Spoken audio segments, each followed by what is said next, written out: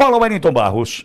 Duas empresas ligadas a familiares do ministro Dias Toffoli, do Supremo Tribunal Federal, teriam tido participação de um fundo de investimentos que integra a cadeia financeira associada às suspeitas de fraude envolvendo o Banco Master, de acordo com documentos e dados oficiais analisados e publicados pela Folha de São Paulo.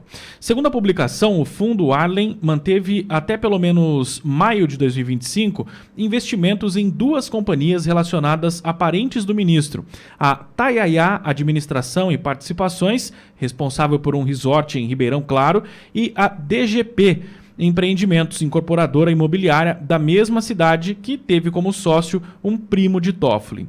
O Arlen não é um alvo de investigação, mas aparece conectado por meio de outros fundos à estrutura apontada pelo Banco Central como parte da suposta teia de fraudes do Banco Master. A ligação ocorre porque o Arlen foi cotista do fundo RWM Plus, que também recebeu recursos de fundos associados ao Maia 95, um dos 6 veículos citados pelo Banco Central nas apurações sobre o banco controlado por Daniel Vorcaro. Todos esses fundos tinham como administradora a Reage, empresa investigada na Operação Carbono Oculto, que apura suspeitas de lavagem de dinheiro para o PCC. Procurado, o STF informou por meio da assessoria que Toffoli não se manifestou até a publicação da reportagem da Folha. Parentes do ministro, assim como o Banco Master e a Reage, também não comentaram. Olavo e Walter. Será que foi isso que mostraram pro Toffoli no aviãozinho para assistir o jogo do Parmeira? Será que mostraram, além disso, algumas fotos e vídeos? Não sei. O que a gente sabe envolvendo o Tayaya, que é um belíssimo resort, aliás, numa região que é chamada de Angra Doce, para ter uma ideia, a beleza do local. Ilhas e ilhas, né, de uma represa feita a partir do rio Paranapanema, não é, na divisa entre São Paulo e Paraná. Eu conheci aquilo ali antes da chegada desse hotel. Quando Carlópolis, que já é uma cidade do lado do Paraná, que vivia da lavoura, do agronegócio, não sei se hoje vive na mesma situação, tinha um amigo ali que faleceu, inclusive, mas me lembro perfeitamente que a região é um espetáculo de belezas naturais, um negócio inimaginável. E construíram esse hotel ali. Chega a família do Toffoli depois, e chega no momento onde ninguém deu bola para um assunto, que era o irmão do Toffoli, padre em Marília, a 100 quilômetros de Bauru, seguindo para a região oeste do estado. O irmão padre entra no negócio. E ninguém questionou, ninguém, né, gritou mais alto. Pô, pera um pouquinho, padre entrando no negócio? Como é que é isso, né? E ficou desse tamanho. Olha, eu confesso que até por prudência, eu não posso falar tudo o que sei sobre a questão do Tayaya. Mas eu adoraria um dia, quando esse ministro estiver fora do Supremo Tribunal Federal, né, provavelmente em função de tudo que nós ainda veremos sobre Banco Master, imagens, vídeos e esses escândalos envolvendo a família, um dia eu vou poder contar as histórias do Tayaya. Uma delícia. Você não imagina, né, como a gente tem coisas boas para contar para você sobre o envolvimento deste sobrenome com este empreendimento. Mas que estão com disposição de falar sobre o Toffoli, agora estão, Olavo. Então, vamos dar uma simplificada no negócio. Os irmãos do ministro, né, do Toffoli, que foram nominados já aqui, cederam, então, uma fatia do investimento no Resort Tayaya a um fundo chamado Reage. E que fundo é esse? O fundo Reage é aquele, amigo ouvinte, que está sendo investigado na Operação Carbono Oculto por manter contato com dinheiro oriundo daquelas vendas de combustível, de desvio de dinheiro, de desvio de impostos, ligados ao PCC. Tá bom? O que mais? Então vamos lá.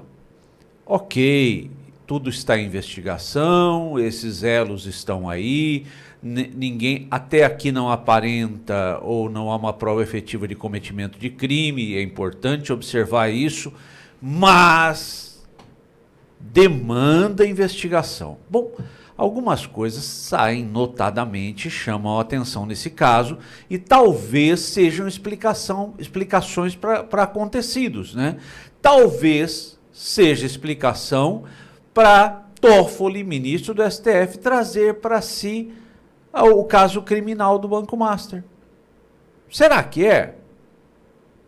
Fica uma dúvida gigantesca, mas com o possível e eventual envolvimento dos irmãos na ligação desse fundo, que é investigado por ligação com o PCC, com o desvio com o não pagamento de impostos.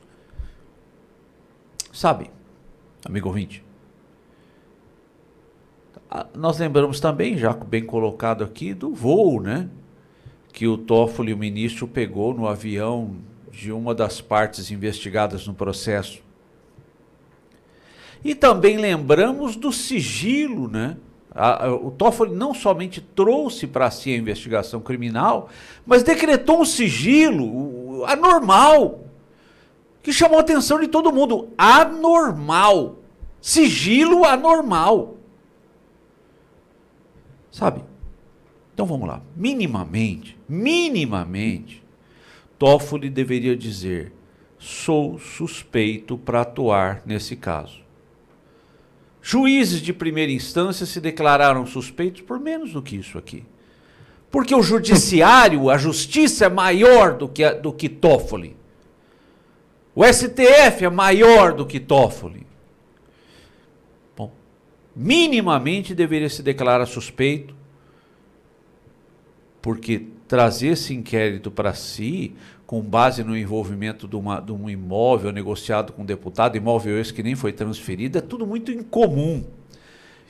E termino meu comentário com uma análise que observei nesse final de semana. Fachin. O silêncio do Fachin. Sabe, a casa está caindo. A casa está caindo. Toffoli, com esses vínculos que demandam investigação, Alexandre de Moraes com telefonemas para o presidente do Banco Central, Galípolo, e o presidente do STF, Fachin, em silêncio. Só lembrando que quem decretou o erro de CEP e botou Lula na rua, no embargo de declaração, foi o ministro Fachin. Walter, estão dispostos a tratar do sobrenome Dias Toffoli, pelo jeito, né? Vocês imaginem o tamanho da podridão quando um dos principais veículos da militância da esquerda e do regime que está posto no Brasil se dispõe a aplicar esse ministro aí nas suas páginas. Tá? Vocês imaginem o tamanho da podridão. O Olavo diz que a justiça é maior do que Toffoli. Olavo, eu gostaria tanto de concordar contigo. A justiça deveria ser maior do que Toffoli. A justiça deveria ser maior que Alexandre de Moraes. Infelizmente, a fotografia que a gente tem hoje no Brasil é que o corporativismo tomou conta por um lado e o sentimento e a ideologia por outro, e a justiça se transformou no que a gente está vendo. Aqueles que são bons preferem ficar quietos, sob pena de serem retalhados pelo Conselho Nacional de Justiça. E aí, o ministro Toffoli, porque acredita piamente no que a gente está vendo, né, que é essa impunidade total e o poder absoluto que eles dispõem, entre outras coisas que o Olavo referiu aí, e essa não foi referida, eu quero lembrar, determinou como ato inaugural de um processo uma cariação entre um investigado e uma autoridade pública do Banco Central. Como ato inaugural de um processo, isso não existe. E aí quiseram, inclusive, constranger uma delegada da Polícia Federal, que ao que consta, ainda teve um rasgo lá porque a Polícia Federal, infelizmente, a gente está vendo ao que ela está se sujeitando e se submetendo também, aí na casa das pessoas às 6 da manhã, porque o cara falou mal de um determinado ministro, é Gestapo, é pé na porta, vai lá e constrange todo mundo, mas essa delegada, pelo que se sabe, teve absoluta dignidade, consciência do seu papel, né, e um preposto, né, um juiz que se dispõe a fazer esse trabalho, foi lá acompanhar e queria dirigir o trabalho da delegada, a delegada resistiu. Então, é o que a gente está vendo, é culpa, em última análise, e infelizmente, do Senado da República. Tudo nesse momento é culpa do Senado. Essa história aí, o Cláudio Dantas Cerqueira colocou na página dele ontem, há quanto tempo ele está falando dessa questão aí, Pitoli? Dos hotéis, dos recursos. Gente, isso, o Olavo também falou que não tem prova de crime. Bom, mas do jeito que não deixa investigar, nunca vai ter, Olavo. Infelizmente, nunca vai ter. Porque assim, quando abrir esse negócio, como estava dizendo o Pitoli, tem coisas impublicáveis, né, que até Deus duvida. Então, é a advocacia administrativa, levanta um telefone, fulano, como é que tá? Olha só, você pode receber o fulano de tal aí, em tal dia, a gente tem um negócio aqui, que é um investimento assim, assim, assado, ia ser muito bom se você olhasse para isso com simpatia. Um banqueiro que está numa situação dessa, que é um escroque, na verdade, e está dando desfalque no Brasil todo, captando recurso de fundo de aposentadoria, onde funcionários públicos modestos do Brasil, um operador de retroescavadeira de uma prefeitura, botava lá 100, 200 pila por mês num fundo de previdência para quando se aposentasse ter uma previdência complementar. Isso tudo foi desviado. São 15, 16 bilhões de dinheiro que foram roubados, né? E roubados para quê? Para distribuir entre esses tubarões, esses predadores que estão aí, que predaram, que historicamente predam o Brasil. Um dia a gente vai poder contar as aventuras dessa família num resort do interior do Brasil. Agora, Olavo, você mencionou a questão do silêncio. E o silêncio de André Mendonça, de Nunes Marques, já mencionado hoje aqui, Fux, também não chama a sua atenção? Mas muito. Quando eu falei do Fachin, é porque há um tempo atrás ele estava com a história, né? Vamos fazer aqui um caderno de regras éticas para ministros do STF. Amigo ouvinte, amigo Pitoli, amigo Walter, sabem disso. Norma sem pena não existe. Não, vou fazer uma regra que tem que seguir. Qual a pena? Não tem pena. Pô, é só uma orientação. Não perde seu tempo. Não perde seu tempo. Olavo, só para a gente dialogar, será que um ministro do STF precisa ter um caderno, um código de ética para saber como é que ele tem que se portar, Olavo? Né? E será que a Lei Geral da Magistratura, a Lei Orgânica, a LOMAN, chama, para quem não conhece as coisas, chama Lei Orgânica da Magistratura, não estabelece qual é o comportamento que um juiz de uma primeira vara de uma cidadezinha do interior do Brasil precisa ter, e esse comportamento é o mesmo que um ministro da Suprema Corte, com muito mais responsabilidade, precisa resguardar também? Eles sabem tudo isso, Olavo. Exatamente onde eu ia chegar.